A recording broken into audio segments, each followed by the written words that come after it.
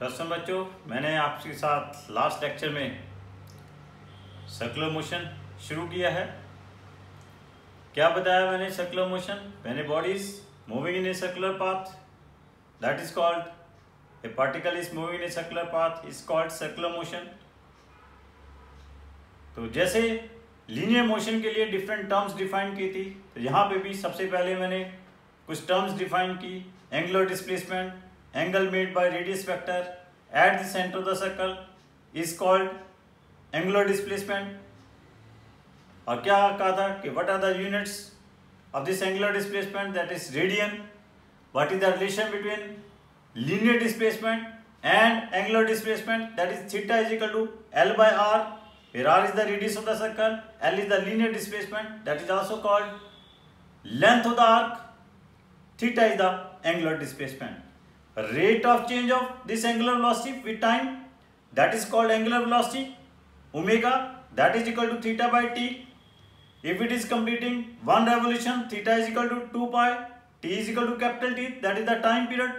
So in that case omega becomes 2 pi upon capital T।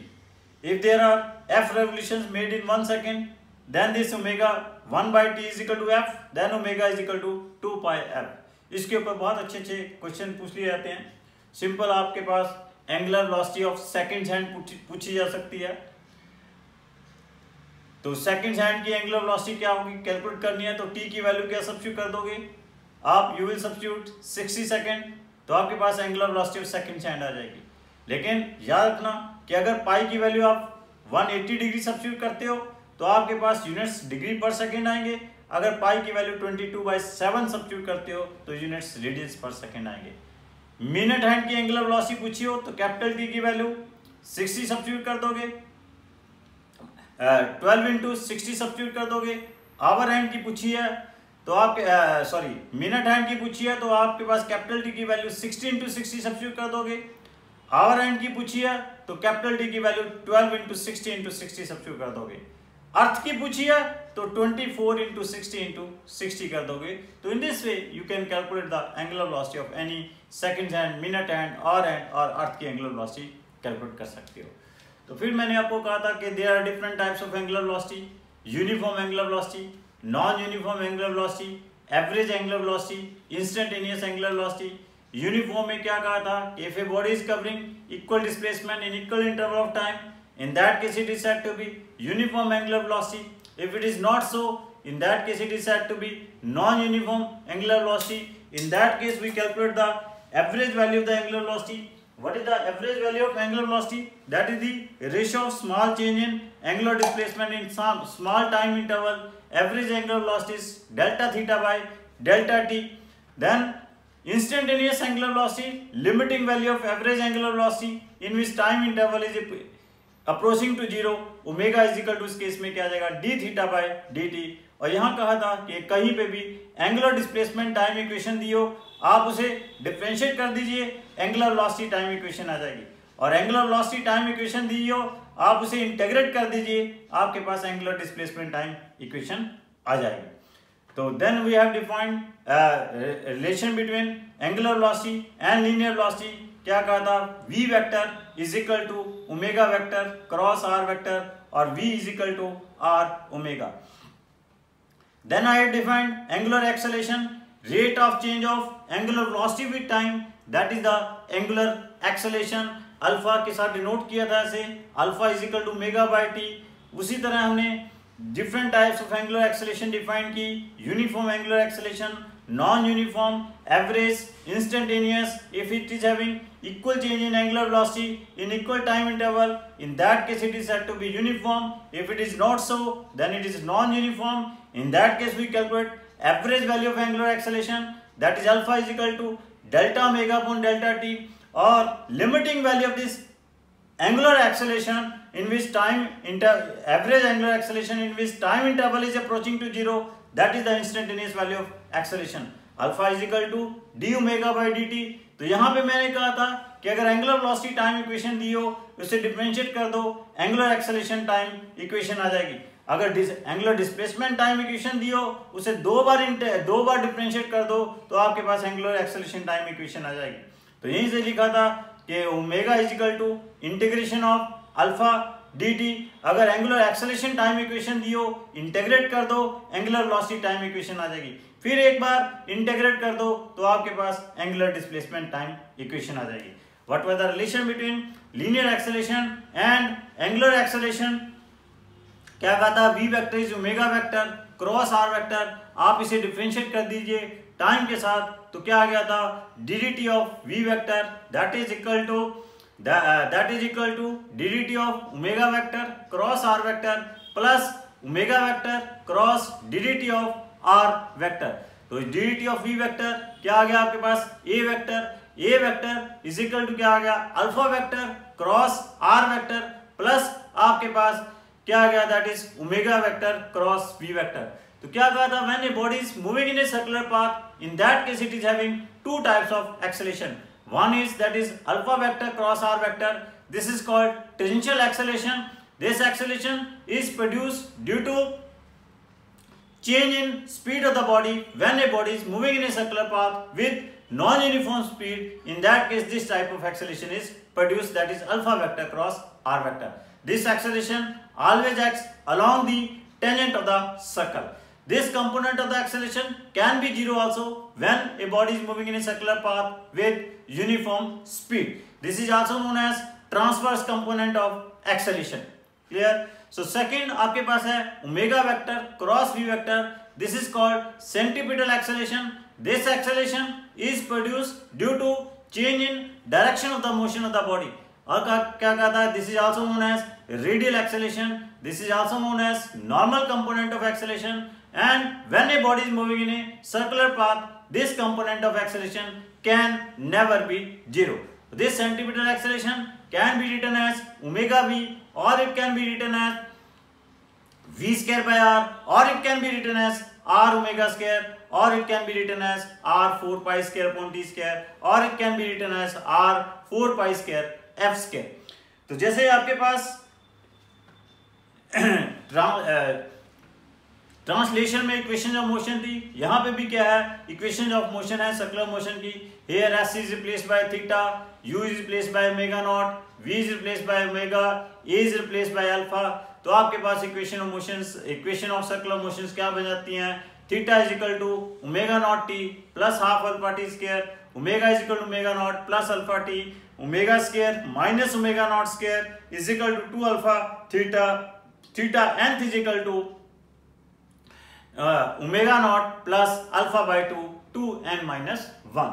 Now what is the uniform circular motion? Uniform circular motion क्या है?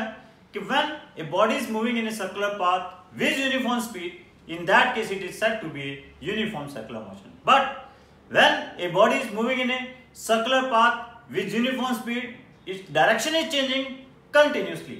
But according to Newton's first law of motion, a body cannot change its direction itself.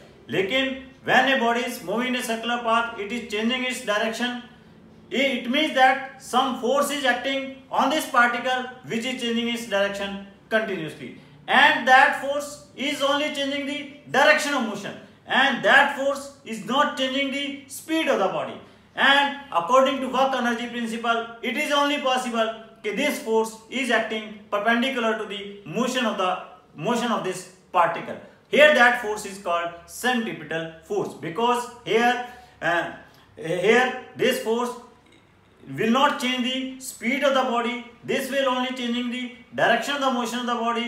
So this force will not do any work on the particle. It means that this force is acting perpendicular to the velocity vector. As in circular motion, velocity vector is only acting along the tangent of the circle.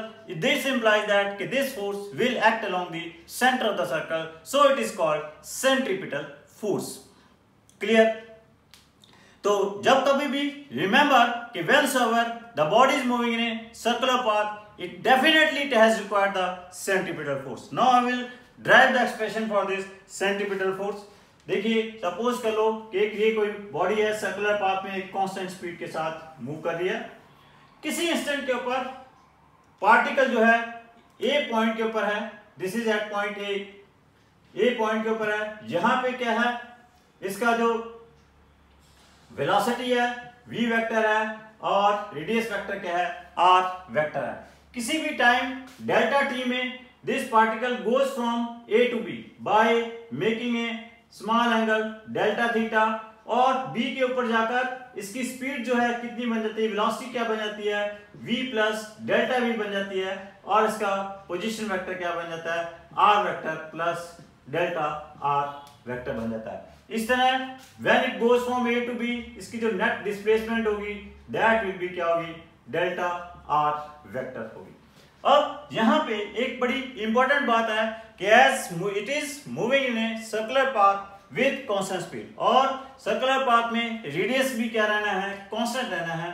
तो it is here very important कि modulus of v vector plus delta v vector is equal to modulus of v vector is equal to क्या है, v जो इसकी constant speed है। Clear? And also modulus of r vector plus delta r vector this is equal to modulus of r vector this is equal to r। Clear?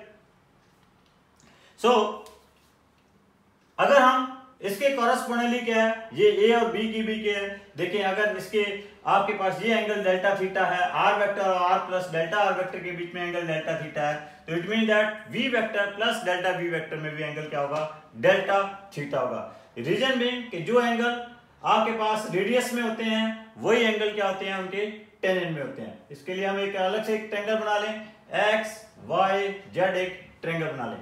ये आपके पास क्या है, आपके पास v वेक्टर है, और ये आपके पास क्या है, that is v vector plus delta v vector है, और ये क्या होगा आपके पास डेल्टा v वेक्टर होगा।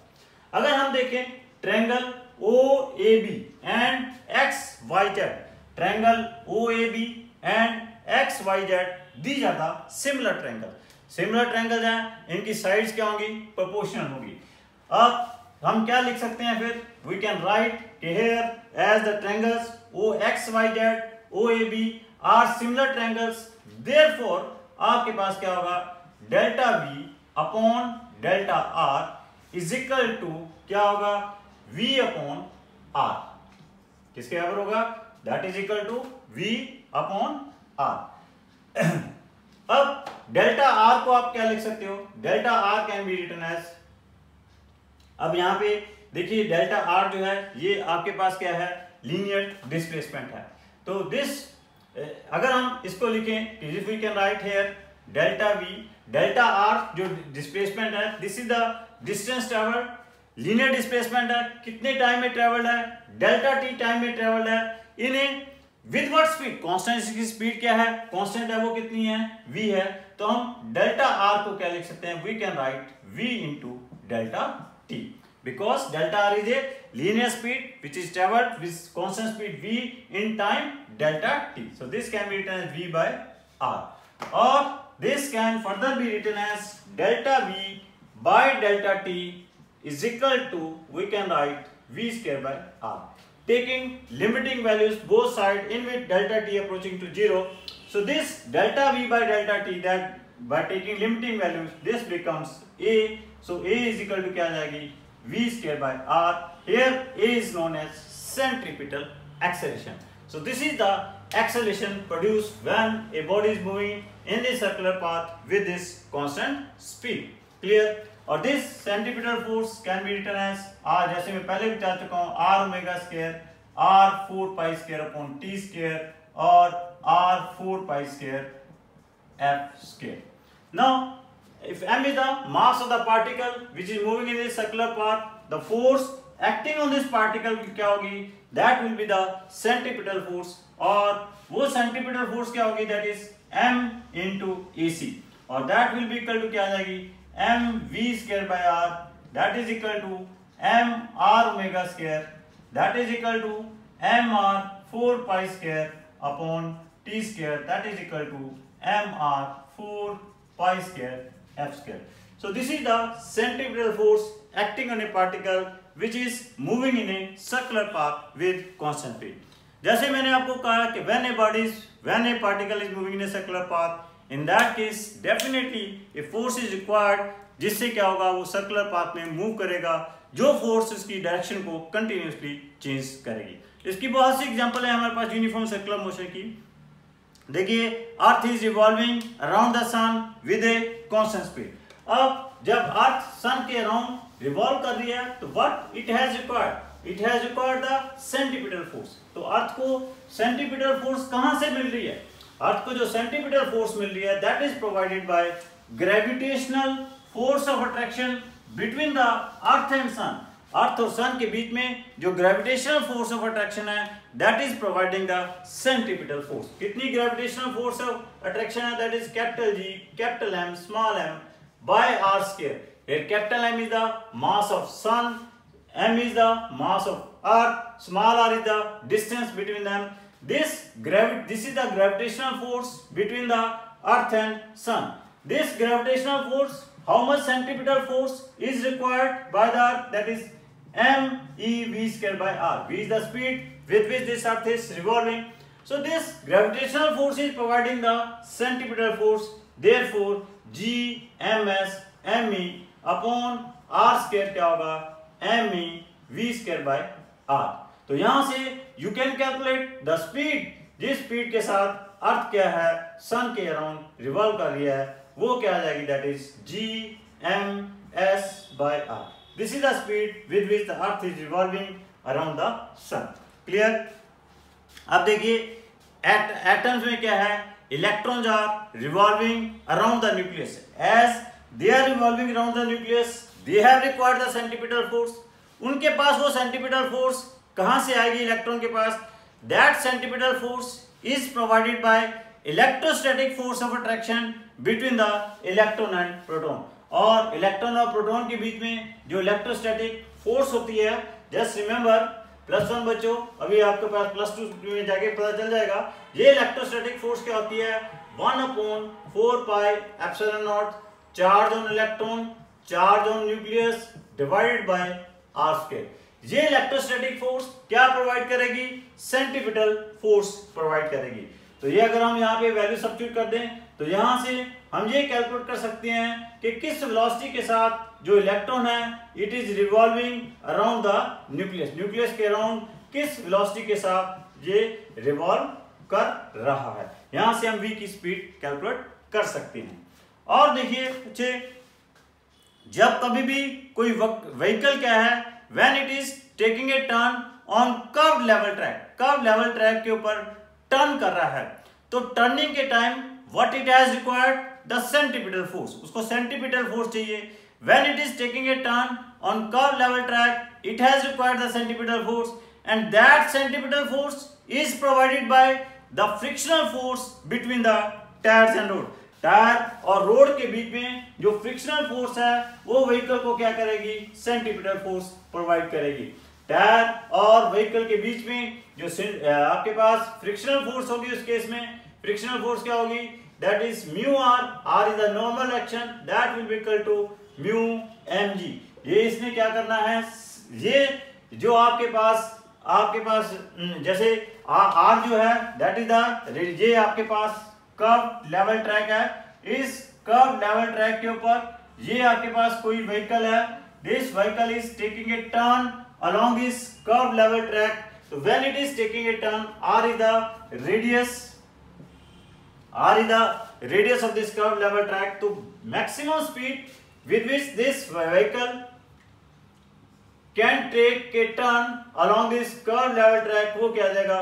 √ ऑफ, अगर हम इन दोनों को इक्वेट करते हैं तो it comes mu G R. mm cancel out हो जाएगा, r उधर चला जाएगा।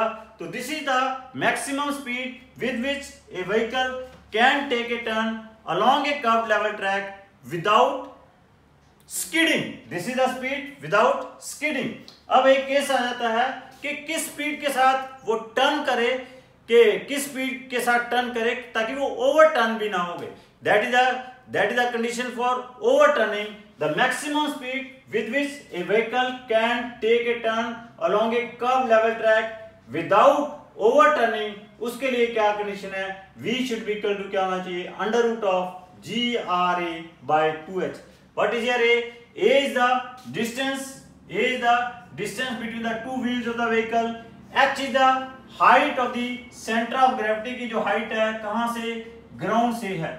तो ये रिजल्ट इंप्लाई करता है कि जितनी कम हाइट होगी किसी भी व्हीकल की ग्राउंड से, उतने ही सेंटर ऑफ ग्रेविटी की उसकी हाइट जितनी कम होगी ग्राउंड से, उतनी ज्यादा स्पीड के साथ वो व्हीकल क्या है उस कर्व लेवल ट्रैक के ऊपर टर्न कर सकता है विदाउट ओवरटर्निंग। इसी के कारण क्या होता है कि जो आपके पास जो व्हीकल होते हैं उनका प्लेटफॉर्म जो होता है that is very near to the roads होता है। जितनी भी रेसिंग कार्स होती है उनका जो प्लेटफॉर्म है वो बिल्कुल रोड्स को टच कर रहा होता है। वो इसलिए टच कर रहा होता है कि ताकि जब वो टर्न करें, ज्यादा स्पीड के साथ भी टर्न करें तो वो ओवरटर्न ना करें। यहाँ पे एक बड़ी इंपॉर्टेंट बात भी आ जाती है, what is the difference between skidding and overturning. देखिए बच्चों, in case of skidding the vehicle wheels of the vehicle is not losing the contact of the road, but in case of overturning wheels of the vehicle are losing the contact with the road. So that is the difference between skidding and overturning. Next आपके पास case है banking of tracks. What is this banking of tracks?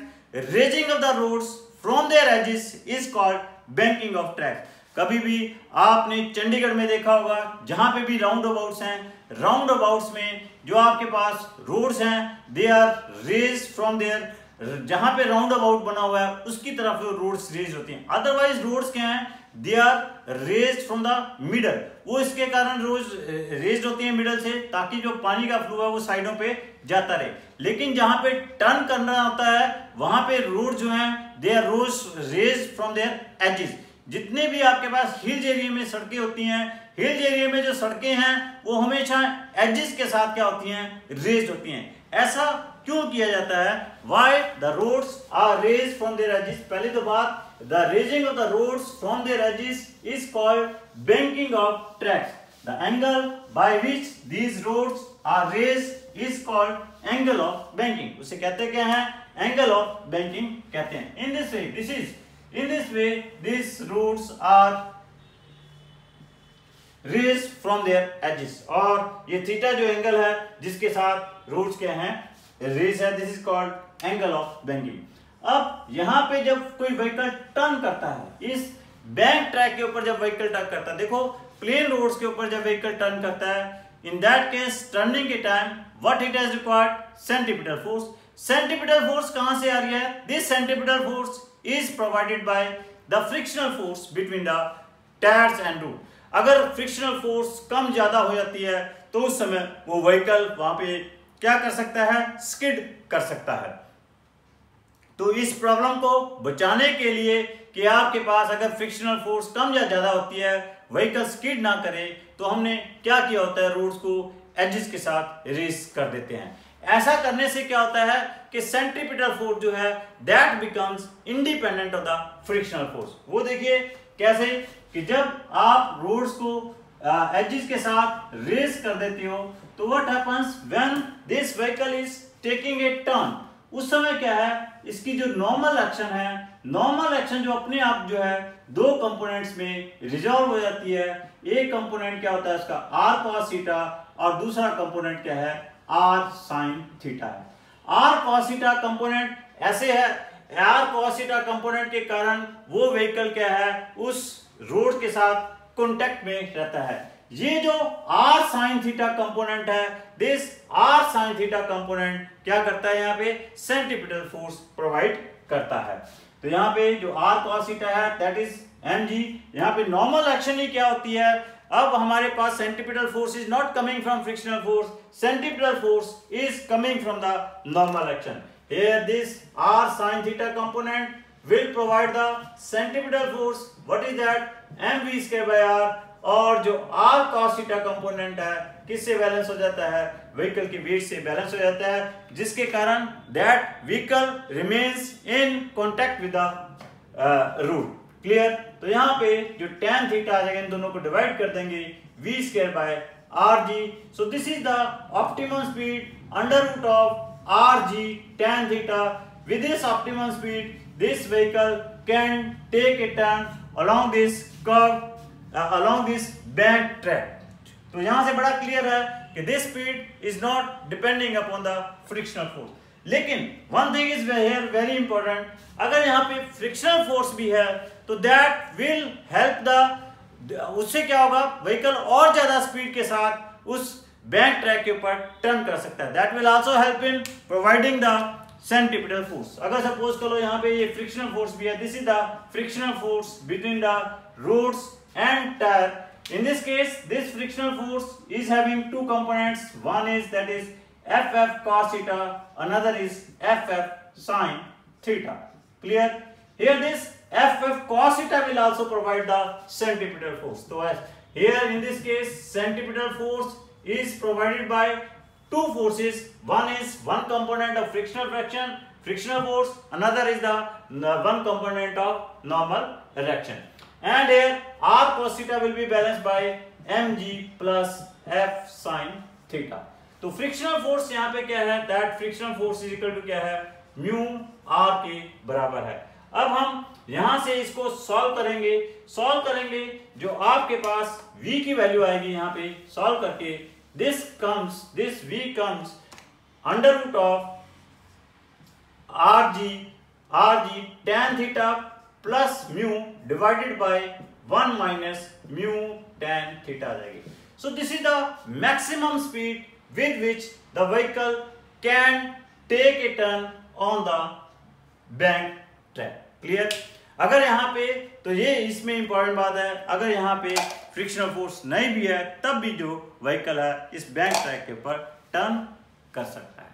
So thank you very much बच्चों जैसे आपको पता है ये सारी की सारी मेरी क्लासेस इस राष्ट्र को समर्पित हैं, इस राष्ट्र के कोरोना वॉरियर्स को समर्पित हैं, पीएम केयर फंड को समर्पित हैं। तो बच्चों आपने स्वस्थ रहना है, सुरक्षित रहना है, जागरूक जागृत रहना है। जिस तरह से आपको इस कोरोना वायरस से बचने के लिए जो जो छोटी छोटी बातें बताई हैं उनको बड़ा स्ट्रिक्टली आपने अडॉप्ट करना है। घर से बाहर जाना है, मास्क लगा के जाना है, जल्दी से आपने अपने माउथ को, नोज को, ईयर्स को टच नहीं करना है। जब भी आप घर वापस आते हो आपने अच्छी तरह हैंड्स को अपने वॉश करना है। हैंड्स को वॉश करते सोप से वॉश करते समय कम से कम आपने 15-20 सेकंड लगाने हैं। सो इस तरह से आप जो इस समय हमारे इस सारे संसार में एक महामारी का संकट छाया हुआ है तो आप इससे बच सकते हो। इसके लिए हम एक शांति पाठ भी करेंगे। ओम द्यो शांतिरंतरिक्ष शांति पृथ्वी शांतिरापा शांतिरोषध्या शांति वनस्पति शांति विश्वदेवा शांति ब्रह्मा शांति सर्वे शांति शांतिरेव शांति श्यामा शांति रेधि। ओम शांति शांति शांति।